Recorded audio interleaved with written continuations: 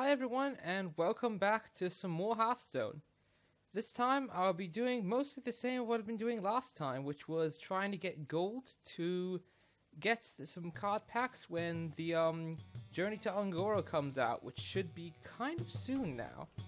This time though, instead of just playing normal play modes, I'm going to go through the arena because I already made a deck off screen.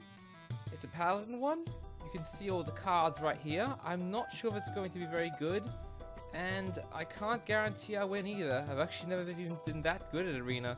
In fact, this entire thing is basically the equivalent of me gambling for gold, because it costs 150 to enter the arena, but if you have 0 wins, you come out with less than you started with. In fact, I'm pretty sure 5 wins gets you what you came in with, and anything else means you won't come out on top. But anyway, I paid for it now, and I just felt like gambling, I guess. So well, not really fun fact, but I've actually enjoyed drawing the thumbnail for this video, which I know it doesn't have a thumbnail yet, but by the time this is finished recording and uploading, it might, because I mean, it might or might not. It depends on how lazy I am. But I've actually had a heap of fun drawing that, so I'm thinking of maybe sometime in the future recording myself doing the thumbnail, or maybe just some art in general. That's why I'm also planning to get myself a smartphone if I can, because that's one thing I also really want to do. Record some stuff that's not on my PC, because I really enjoy drawing in real life, and I haven't really installed the tablet I have yet, or gotten, not understand, but learned how to use it. Yes, that was the word I was looking for. And I really wouldn't mind recording some drawing, so, well, you just enjoy seeing a live drawing process, and either marvel at whatever little brilliance I have, or just cringe at the terribleness, because I do have a terrible style, but it's my style, and I love it. I actually find it kind of funny, whereas a lot of people, just think, like, their style is awful and hate it. I know mine is awful, but I'm just like, yeah, I know it's awful, I know it sucks, but it's my suckishness. I eventually do want to get it better, though. It'd be lovely to write my own books and also have my own artwork in it. Okay. Oh, that thing there is actually going to be a problem for me. Normally, these things won't matter like that. That minion won't matter too much, but in this case, it will, because they're rogue and they can attack me with the daggers every turn. Yep. So, incoming. What do we call it? Silithid. I wonder if the Nerubians and Silithids are related. Nerubians are these other kind of bug thingamajigs, if you didn't know.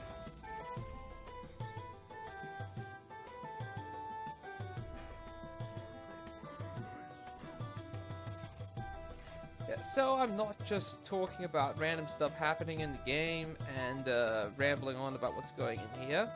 I thought I'd talk about something which I thought about earlier today, and that is AI in video games.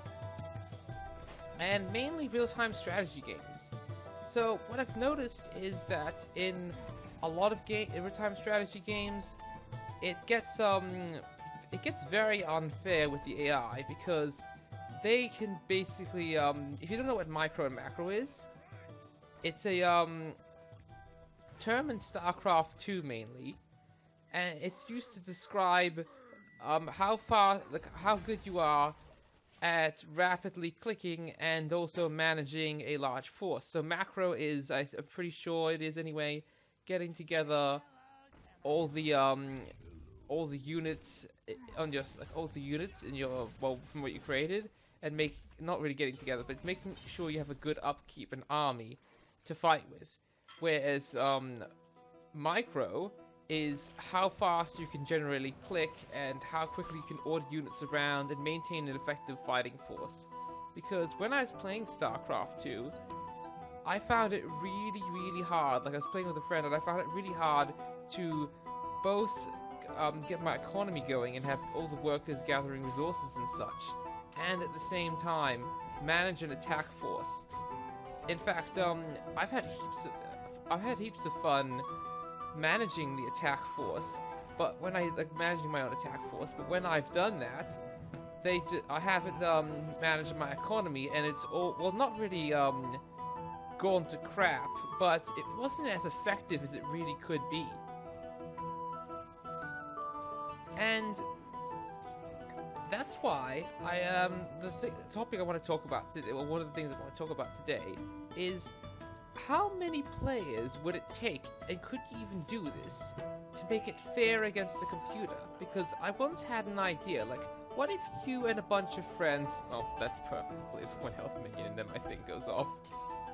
So, like, what if you and a bunch of friends all got together and started playing the... for example, I was thinking of this one game, Rise of Nations, where you try and... It's quite lovely. I might play at one point in the channel. Where you try and... it's a game where you try and, well... like normal, get your forces together and conquer the enemy. But it's quite economic based, the game. Like, there's a lot of supply routes you can destroy the enemy can have, and if you do that, they really you could really screw them over. I'm pretty sure I've already lost this arena. It's got too much stuff. And what I ended up thinking of is, what if you set up different rules with a bunch of your friends? So, like, one of you was the economics manager who would do nothing but just get all the buildings together that required gathered your resources and stuff like that. And then another one of you was the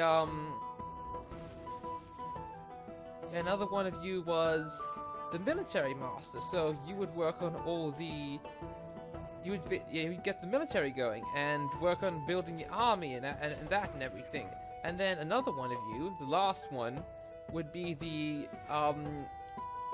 master of technology, and your job would be to research everything and make sure the nation's at its fullest capabilities. And then you could even have a few more people as military captains, so they're doing like the little insurgents and raids and generally causing havoc for the enemy and playing like a computer would by rapidly attacking them, and also performing army maneuvers like getting ships out of a nuke's range when they shoot the nuke at you, like its explosion range. And the thing I was thinking of is, would that still make it fair, or would the computer still be like not heats, but maybe even leagues higher than you? Because when I checked the stats at the end screen of a match of StarCraft 2, my APM, which stands for actions per minute, like how rapidly I clicked, I'm pretty sure was something like 43, and my friend's was 37. And then the computers was 117. So they were like twice as fast as both of us. And if that's kind of hard to imagine, just imagine the screen filled with mouses. Like, each mouse is just rapidly clicking and managing everything everywhere. You really can't beat that as a player.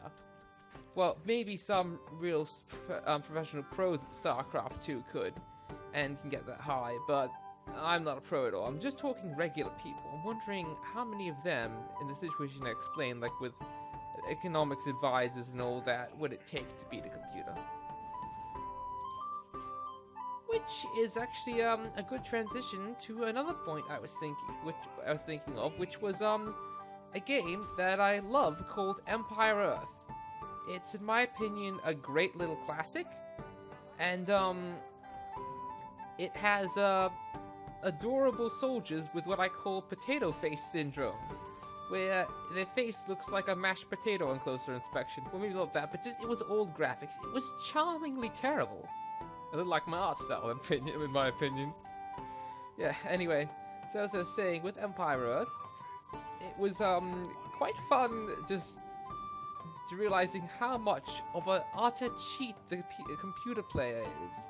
Because, like, for instance, my dad was once playing, and he had killed every single enemy on the map. There was not a thing left. Well, maybe there was. In fact, yeah, the one thing that was left was glitched to be invisible. So no wonder his fighters couldn't find it, like his aircraft.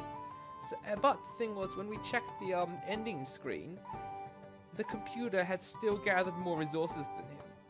So, me and him then coined the term ghost workers, because we decided, hey, if they're still beating him in economy and they have no one, they have to be ghosts. That's the only logical explanation.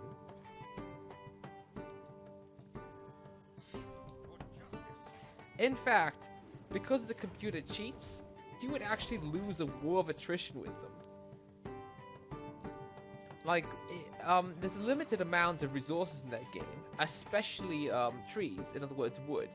And if you don't have one of the global powers in the game, which is a market, which is basically the stock market actually, then you would just end up losing to the computer because you would eventually just run out of resources. In fact, one thing that once happened in a match of it, again, my dad was playing, and he had the map was really small, basically all these icy islands. Think Antarctica, except a little bunch of islands, and they have trees on them.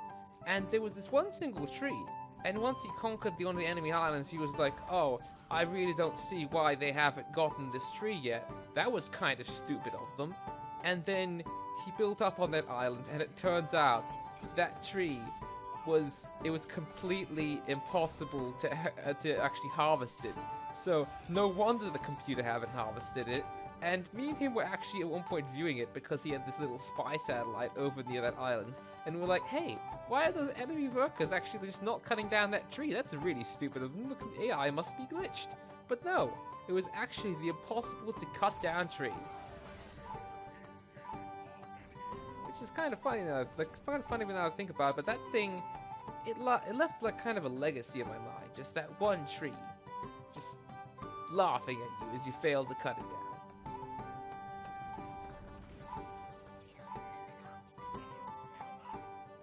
Yeah, that reminds me of another thing that once happened in that game that really left a legacy with me. It was this single eagle, and what ended up happening was the eagle basically took a missile for the enemy and saved one of their units at the expense of its own life. It didn't mean to do this. It was just flying around normally, as eagles do, and then suddenly, my nuclear missile sub shoots a missile at the enemy, and the eagle just flies in and takes the missile, probably saving a life of one of the computer player's minions and killing itself.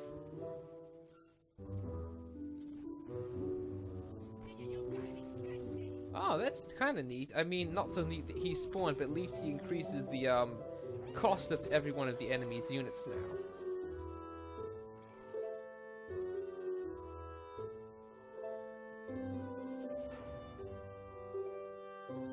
Oh, I thought I'd be drawing more. That was really poorly planned.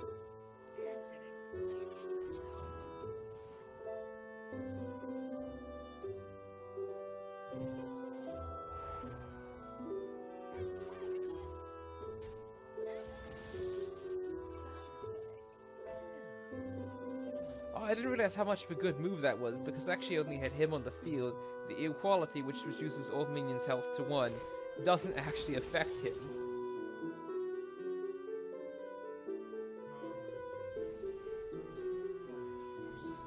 Oh, that's bad. That guy can spawn some serious spells.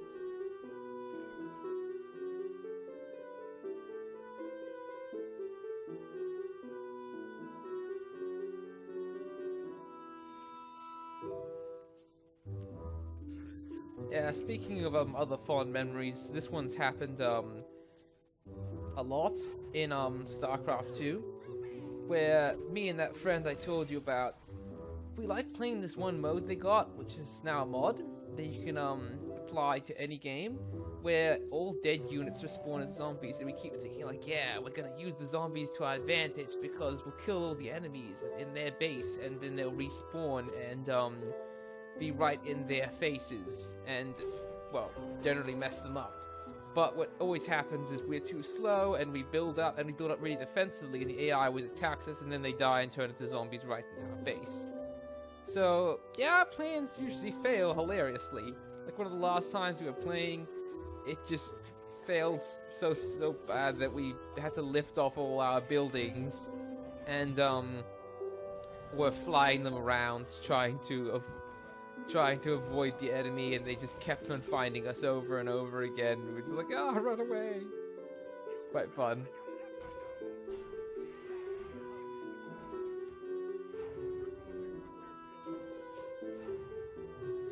With that zombie mode, what actually happened once was the enemy attacked me, and since I had them on medium, they were playing kind of like idiots.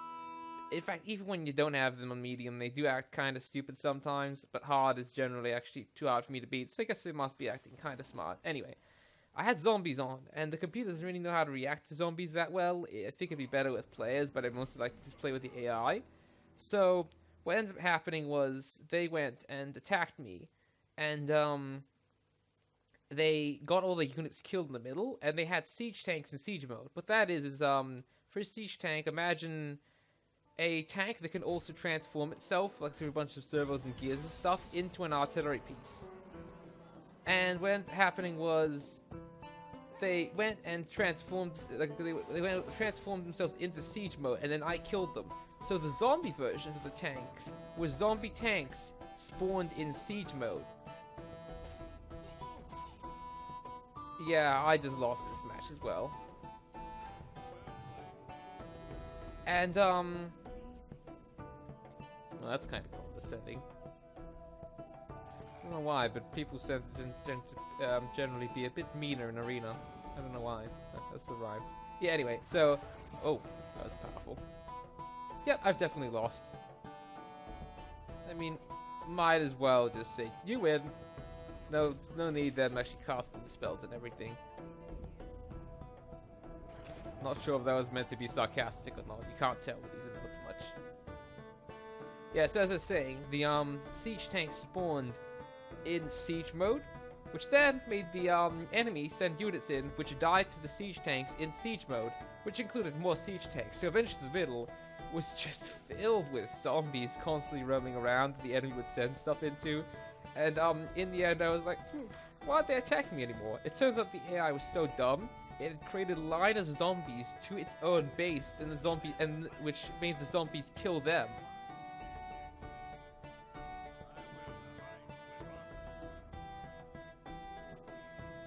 Yeah, I generally love it when AI is just like stupid in that general way in games. In another game I played Dawn of War, they for some reason all the hero units with teleport, they act like they're a kid with a new toy. This like, this unit can teleport. Oh boy, I'm gonna teleport it in the enemy base, and it's I always have turrets at the ready. So when they spawn, my man is like, oh, it's that time of day again. Shoot him, and he just dies instantly.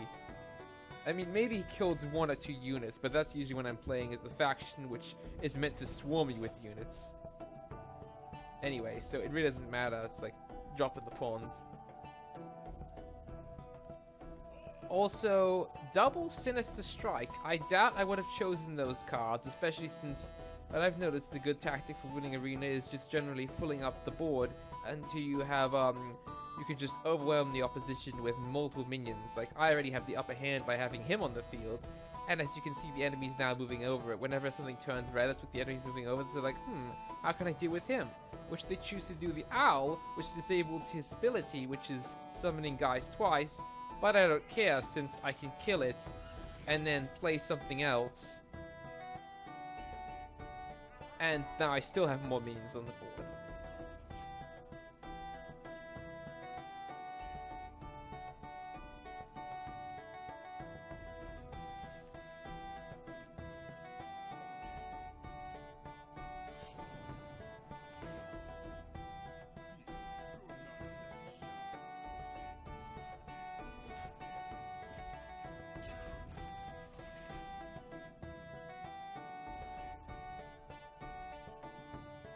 And again, I can just kill this dude now with my Murloc. And then play this Goblin, which buffs everything.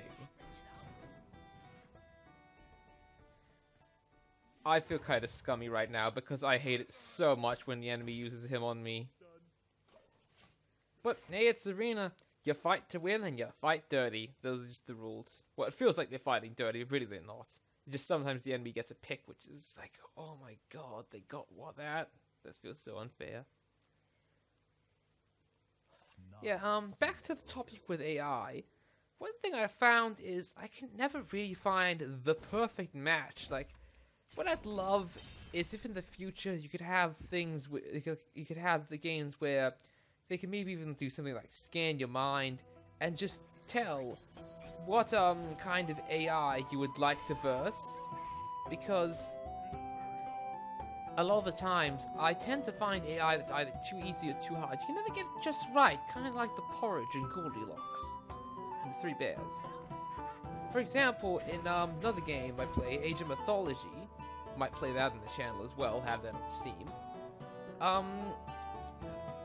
The medium AI tends to be a little too easy sometimes, and then sometimes it will beat me. Like, it's mostly good, but yeah, sometimes just a little too hard. And then actually, I think it used to be a little too hard when I used to not play that well. Now I play a bit better. And but the thing was, the hard AI also, like the hard AI, would be too hard for me. And just in general, it seems to go like that with a lot of games.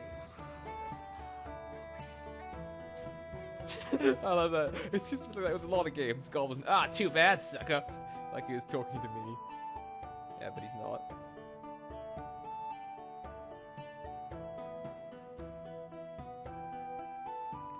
Oh, I'm just remembering another funny story that I might as well tell. So, different friend, I'll just call them Friend B, because, sadly I forget the names of both of these people. Yeah, so, Friend B, me and them were playing, Rise of Nations, that game I told you about before, just a little while ago, on this very video. And, what ended up happening was, me and him were allied, and, here we were, and, we had just defeated the, like there were two enemies in the match, so I'll just call the enemies blue and purple because that was their colors. So we had just defeated purple, and, yeah, we had just defeated purple, and then along comes, and then, blue, which was allied with him, asks him to go to war with me, and if he does that, then they'll stay allies. Otherwise, they will go against him and kill him. So what he decides to do is go against me, and I was thinking, oh, I could probably take this. Like, I've got a big enough army. No, I couldn't, because friend B had gone nuclear missile mad and built tons and tons and tons of nukes, and immediately launched them at my fortifications, killing like half my army, while purple, or whichever ally was whichever computer player was left that had allied with friend B at that time, attacked me. So I lost in an instant. It was still quite a fun game though. I mean, even though I conceded straight away, just like thinking of me as like a leader in the control room, just looking on, was like, well, we're screwed. Fun serving with you boys, but no way we can get ourselves out of this one.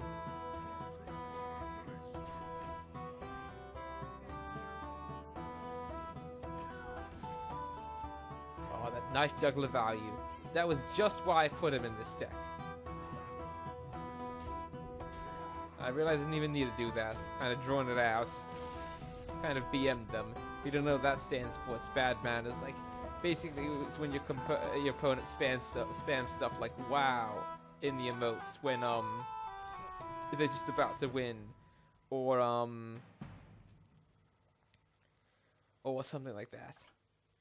Yeah, I think that's enough of this for now, because yeah, I am going to split it into multiple video parts, because you can always watch them all in a row if you want to, and otherwise the recording just becomes super long, and that way you can also come back later to see the next one because and might even serve as a good reminder to have a break because I know I usually don't take that much of a break when I'm watching a whole video because I usually want to watch the whole one. Anyway, next upload should be around about just about the same time because I'm going to record it right after. So until then, I'll see you then, or if not, if you decide not to watch it. Bye!